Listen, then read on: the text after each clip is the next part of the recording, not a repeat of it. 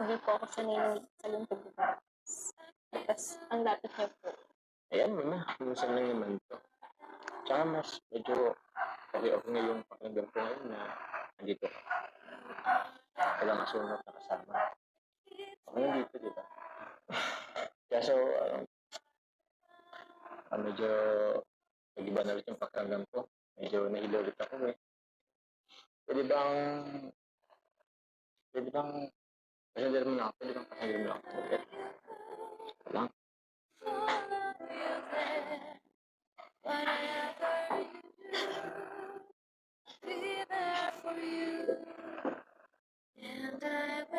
Ikaw maligo.